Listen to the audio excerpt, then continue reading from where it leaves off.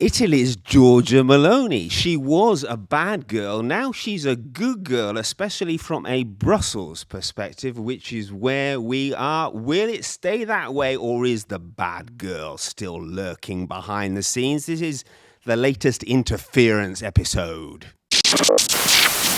Okay, we're here to discuss Italy's Prime Minister, Giorgia Meloni, and we should, of course, discuss her with an Italian, which is why we brought in Luca Steinmann, who, in addition to many other things, including being a war correspondent, is covering Italy for Brussels Signal. Thanks for coming in, Luca. Thank you for having me here, Justin. You're very welcome. And we have our special guest, though well known to many viewers, Alex. Hey! There we go. Big applause from the thousands, hundreds of thousands of fans you have behind that screen over there. Okay. So, Giorgia Meloni has an interesting past. I think we could probably say that. She seems to have come from a hard right, extreme right, far right, whatever you want to call it, background. There have been lots of stories about the stuff that she used to get up to as a youngster. But today, here we are, 2025, and she is definitely a good girl. She was Eurosceptic. Now she seems to be a pillar of the EU establishment, friend of Ursula von der Leyen, the European Commission president. Now, first question, Luca, is this just a ploy, or has she undergone some kind of road to Damascus transformation?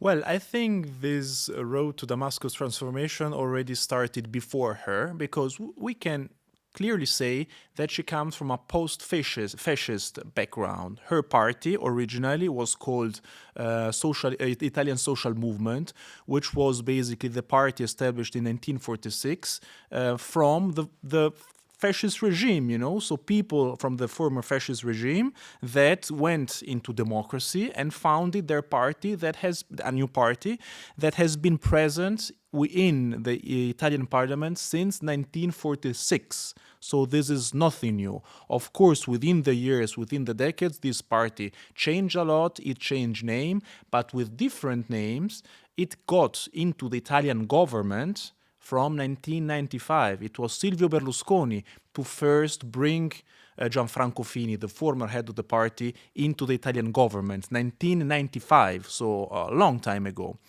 And Meloni, back then, she was a young activist from this party, and I think she learned from the mistakes of her predecessor, Gianfranco Fini. Gianfranco Fini, once he got to power, he tried to immediately become a good guy, maybe too quickly, like he was considered to be like a fascist or a post-fascist like 1 year before, and the year after he was completely changing positions in order to be accepted, and at the end of the day this wasn't successful for him, because like his own party left him, and this was also the way through which Giorgia Meloni took the power. And she has been working very smart, I think, within the last few years, because she's not trying to take any she's not trying to take distance from the story of her own party, but at the same time she's trying to be very institutional in Italy and in Europe and in the United States, we can say. She's very pro-Western, pro-Ukrainian, pro-European in this way. And so she's balancing between these different scenarios. On the one side, you have a party that is coming from fascism, but which is democratic since ever. And on the other side, you have her international appearance, which is very important for her and for Italy, which is a country that, needs international support in order to be stable. How much do you think she's been brought to heel by the EU? Because one particular incident really sticks out in my mind. She had campaigned on a ticket of using the Italian Navy to stop the boats crossing the Mediterranean. And there was a particular date in the calendar where almost an armada, a flotilla came across the sea to Lampedusa. And she had flown down to Lampedusa to say, enough is enough, right, we're going to send the Navy in. Next thing, Ursula's down there as well. And they have a little chit-chat overnight and do a joint press conference, and suddenly the position has changed. And I have always speculated and read other people speculate that perhaps the problem that Meloni faces is because of the indebtedness of Italy to essentially, a bit like Greece, to the ECB, to other big lenders, that the EU is more than capable of saying, right, we can pull the financial rug from under your feet unless you do as we say. Do you think that she is essentially, battered down by the EU because of Italian debt, and therefore she's not doing the things she promised to do? Or has she decided she doesn't want to do them?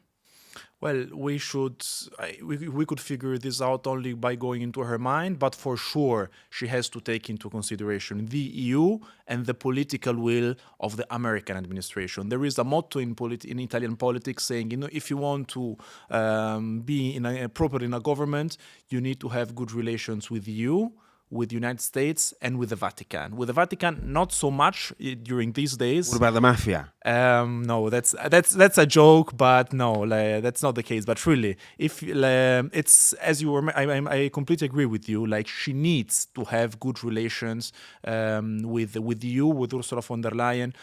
Also because Italy is a country with many debts, which are guaranteed by Germany, let's say unofficially, but the EU generally. So you see how your sovereignty is limited, and so she has to act within these parameters. So that's also why it's so difficult to answer how much she's convinced or how much she's acting, Right, it's not political, it's realpolitik instead. I think that's really, part of the political game. I mean, she has no other choice. And to answer to your other points, why her and why not someone else? I think because there was no other choice, because there were, definitely the right-wing parties were not loved by the EU, like in the last decades.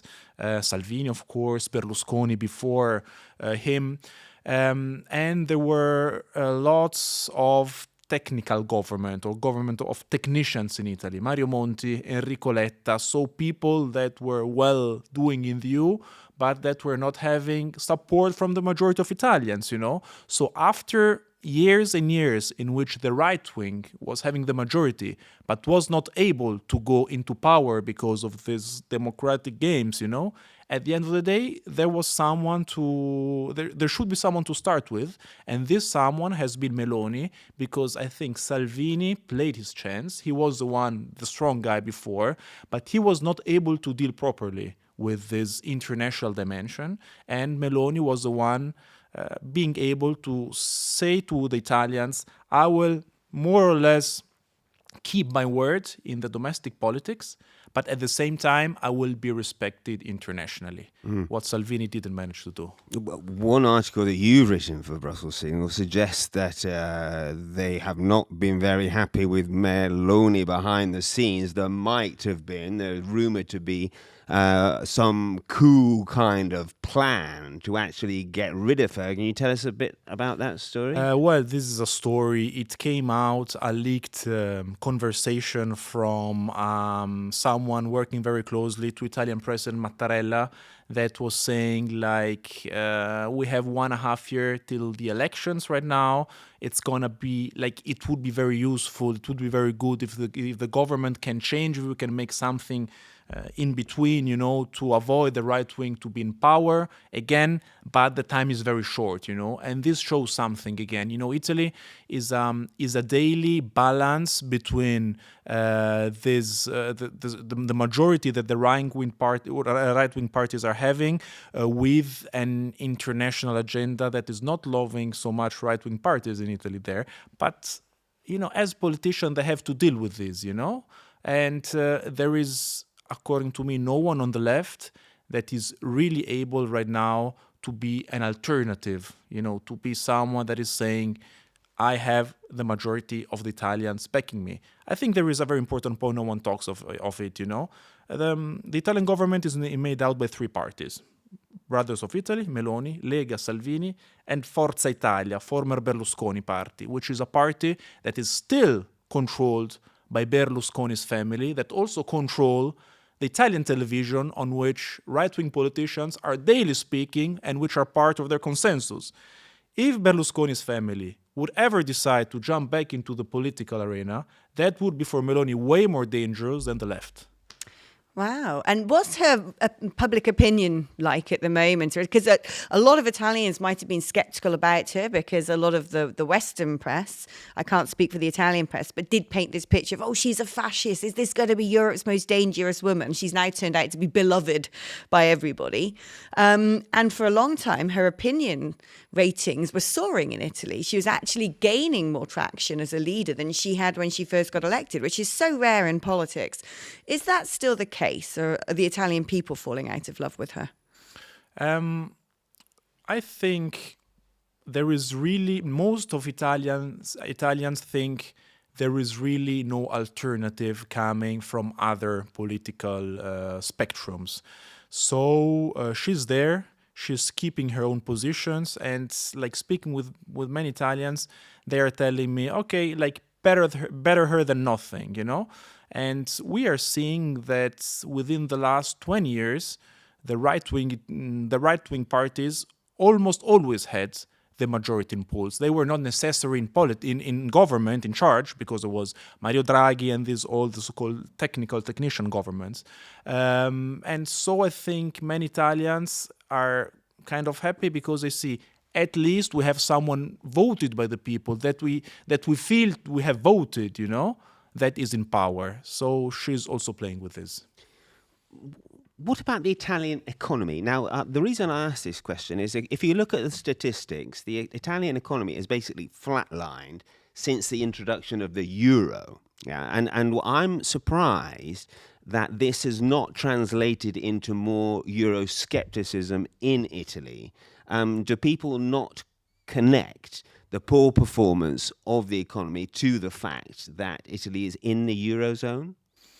Well, I think there is this impression among many Italians, that Italy cannot make it without an external support, you know? So there is this will of being sovereign, independent, but at the same time, there is the idea we need someone to deal with the US and we need someone to deal with Brussels. I'll make you a very good example on this. Why was Salvini unsuccessful when he was a strong man in Italy? He was having 2019 34% of the polls, you know, because he was coming out with these very strong populist attacks against the EU, against the bureaucrats, against the technocrats, and so on, in a way that at a certain point was seen as unserious, you know? Like one day he ordered the collapse of the government he was basically leading from a beach while drinking a mojito surrounded by, you know, dancing girls, you know? And at the end... Reminds me of Silvio Berlusconi. You know the difference? That at the end, when the government collapsed, what happened after? A technical government came, you know, like left and five-star movement government, and then Mario Draghi. So Italians had the impression, if I vote Salvini, I get international pressure, and at the end Mario Draghi. Then I should vote directly these kind of parties, or I should vote a right-wing party that, since it's having better connections with Brussels and the US, can achieve at least a part of what they're saying to achieve, to be willing to achieve. And so, but the flatlining of the economy, though, whose fault is that then? Why has Italy underperformed the rest of Europe since the introduction of the euro? Is there no connection? I think there is a connection. I think that when it comes to economy, Italy is right now, the impression of many Italians that Italy is not really able to decide by itself, you know, and there's financial support coming from like guaranteed by Germany for the post-COVID support plan is giving to many Italians the impression that, yes, I mean, there were mistakes done, but today going out, like leaving Europe, leaving the common value, these would be even worse, you know. Our government wouldn't make it without an international support. What about the matter of immigration into Italy, both legal and illegal? Because this is an issue that seems to be tearing apart a lot of Western Europe. It's destabilizing a lot of Western European societies. And at one point, Italy was very much on the front line of that battle. How are things today? I think Italy is in a particular situation because it's the first the first place where lots of migrants arrive. But at the same time, Italy didn't have till a few years ago big areas in towns like it happens in Britain or in Germany, where you have really parallel society. This didn't happen in Italy, and this helped a lot, because that was a push for integration, or that was a push for migrants or asylum seekers to leave and to go, to other European countries, France, Britain, etc. Migration is a topic number one, I think, for which people are voting for Meloni, and she cannot give up with this, because this is really the first source for which her own voters are supporting her. We are experiencing right now in Italy a new phenomenon that other European countries already know, which is the second and third generation of immigrants growing up in Italy with Italian passports. And this is, I think, going to be a big challenge for the next years. So I think in this way, Italy is reaching other European, countries' standards, kind of, also in the political debate. Are there many sort of terror threats in Italy in the sense of Islamism? Because I know that immigration's been a big debate, but I've never really seen in media in the United Kingdom the sort of reports I see coming out of Germany, coming out of the Netherlands, coming out of Sweden, and of course in the UK itself. Is that a worry in Italy or not? There are many theories around it. First of all, historically, Italy was almost never targeted by Palestinians attacks. There were some, but there was an intelligence agreement in the 70s and in the 80s between Italy and the Palestinian movements of not touching Italy, because Italy was having good relations with the Arab countries and so on.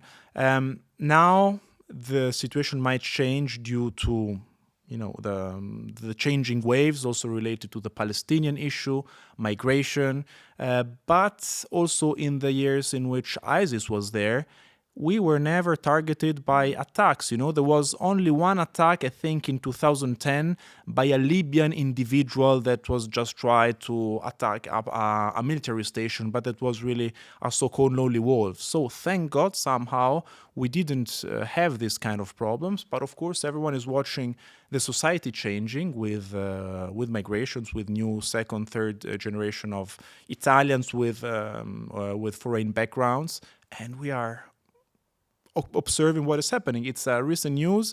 There will be the first Italian Islamic party being founded. Like, it has already been founded, that it will try to run for next elections, Wow. And this is coming after the pro-Palestinians demonstrations of the last months, So it seems to be someone that wants to benefit politically from this big wave of pro-Palestinian support that didn't get so far no party was able to put the cap on it, And so some of them are saying, okay, let's create our own movement.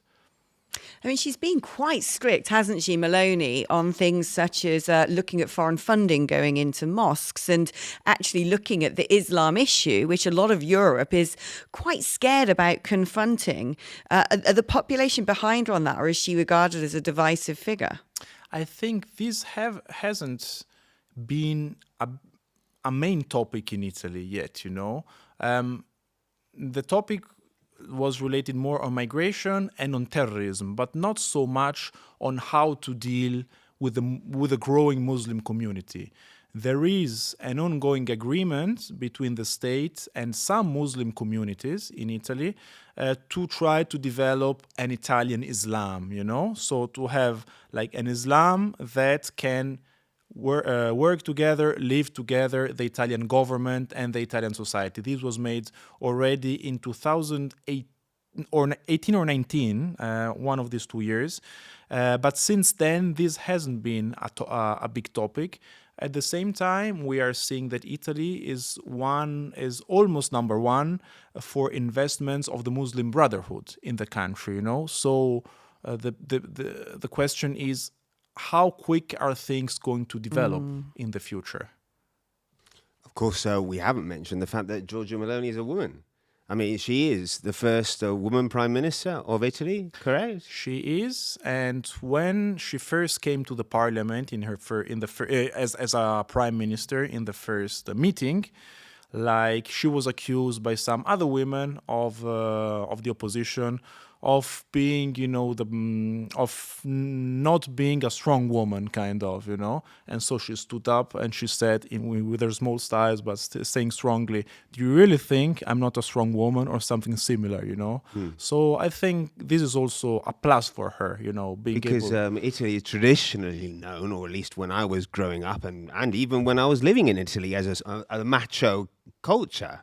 Has that changed? I think this is changing, yes. And I mean, if you go into the Italian parliament today, you see that half of people working there, MPs and so on, they are ladies. So the Italian society is quickly changing as well. What about her personal life? Because it was lightly reported in the West, in the UK certainly, that she'd had quite a public separation from her partner when he was caught at work saying things to women he probably shouldn't have done, which must have been incredibly difficult for her, for that sort of thing to play out in the public eye. What is that like at the moment in Italy? Because we don't really get the gossip, basically, in the UK.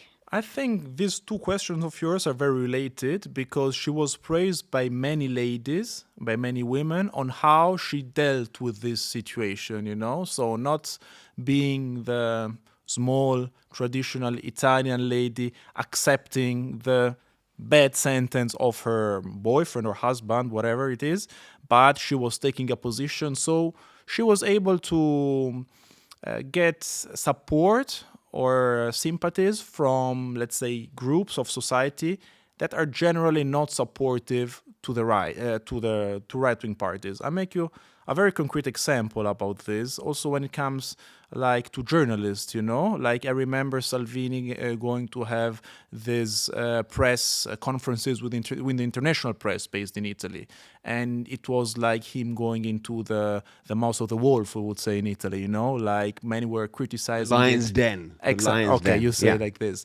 While when Meloni is doing this kind of press conferences, you see a different vibe. You see that also many international journalists, many women are kind of way more okay with her than they were with Salvini. I mean, she was able also in this to become more mainstream and to achieve what Salvini couldn't do.